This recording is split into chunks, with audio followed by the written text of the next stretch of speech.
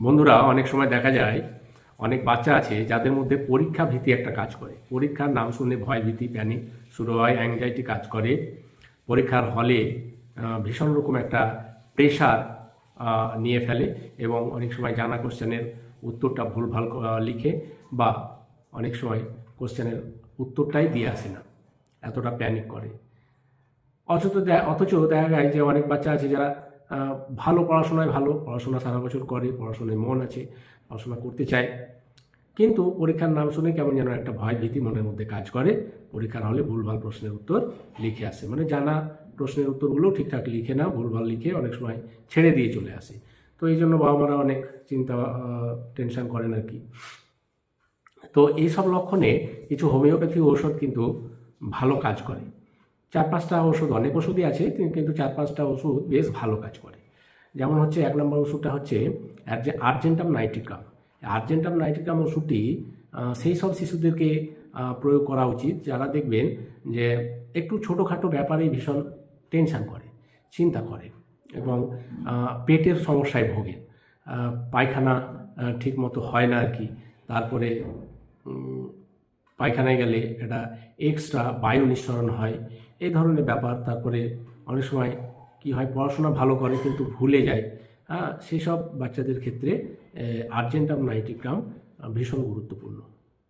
30 পোটেন্সিতে, মানে Argentum nitricum 30 পাওয়ারে আপনারা ব্যবহার করতে পারেন, 2 ফোঁটা করে সকাল দুপুর সন্ধ্যা খালি পেটে। মোটামুটি পরীক্ষা শুরু হওয়ার 2-3 দিন আগে থেকে শুরু করবেন। যতদিন পরীক্ষা হবে ততদিন আপনারা ওষুধটি চালিয়ে দিতে পারেন।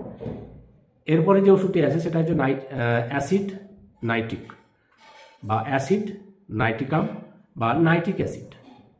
তো এই ওষুধটা কখন দেবেন না, বাচ্চা যদি দেখেন যে প্রস্রাবে প্রচণ্ড গন্ধ করছে, বাচ্চা প্রস্রাবে প্রচণ্ড গন্ধ করে, তারপর একটু রাগী প্রকৃতির বাচ্চা, দুধ খুব একটা পছন্দ করে না, এই ধরনের বাচ্চার ক্ষেত্রে আপনারা নাইট্রিক অ্যাসিড বা অ্যাসিড নাইট্রিকাম ওষুধটি ব্যবহার করতে পারেন। এটিও 30 পোটেন্সিতে বা 30 পাওয়ারে ব্যবহার করতে পারবেন, খাওয়ার নিয়ম একই।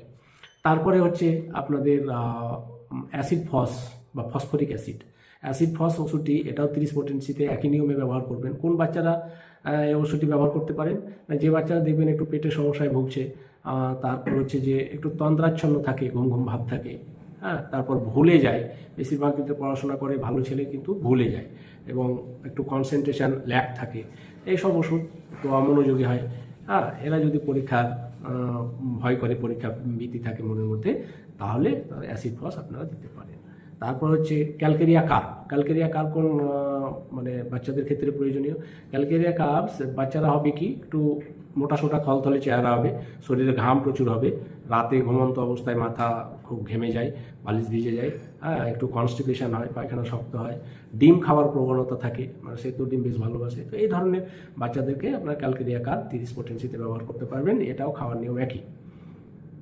তো তারপরে হচ্ছে আপনারা লাইকোপোডিয়াম, এই ওষুধটিও ব্যবহার করা যায় যারা একটু ভোলা মন হয় বাচ্চাদের, ভুলে যায়, তারপরে হচ্ছে একটু গরম গরম খাবার পছন্দ করে, একটু একা থাকতে পছন্দ করে, এইসব বাচ্চাদের ক্ষেত্রে আপনারা ক্যালকেরিয়া এই লাইকোপোডিয়াম ওষুধটি আপনারা ব্যবহার করতে পারবেন।